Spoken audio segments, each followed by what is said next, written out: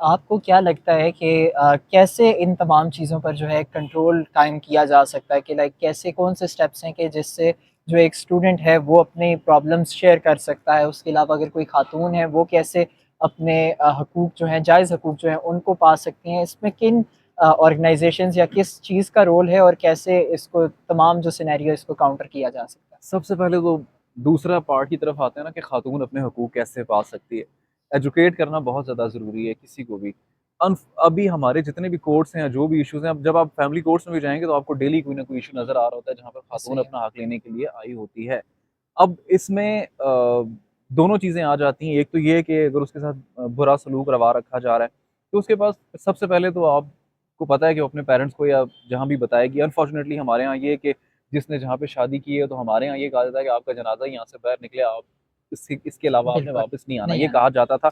अब हम लोग चेंज हो चुके हैं, अभी ऐसे ही है। हमें पता है कि हमारे हकूक़ क्या हैं। अगर किसी का गुज़ारा किसी के साथ नामुमकिन है, बेशक तलाक जो है वो एक नापसंदीदा अम्र ज़रूर अमल है, करार दिया गया है, लेकिन अगर आपका गुज़ारा वहाँ पे मुमकिन नहीं है, तो आपके पास इस्लाम ने आपको रास्ता ऐसे दिया ही है, है। आप खुला ले उसको सकते यूज़ हैं। कर सकते हैं, ऐसे ठीक ही है? है। लेकिन वो आप तब यूज़ करेंगे जब आपको पता होगा कि आपके हकूक़ क्या हैं और ये पॉसिबिलिटी भी आपके पास है या नहीं। उसके लिए ये है कि आपको एजुकेट करना बहुत ज़्यादा ज़रूरी है।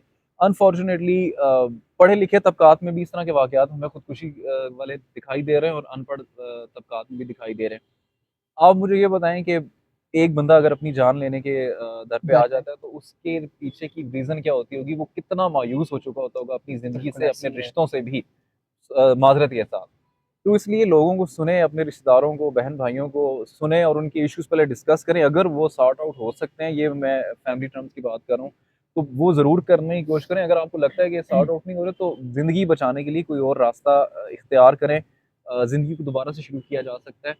और ऐसा नहीं है कि अगर एक चीज़ इतनी ज़्यादा आपके लिए वो एक तलक आपके लिए नासूर बन चुका है, तो आपको उसको निभाने की ज़रूरत नहीं है। अब बहुत सारे लोग ये कहेंगे कि जी ये तो बैठ के यहाँ पर लोगों को तरग़ीब दे रहे हैं कि जी आप तलाक लो।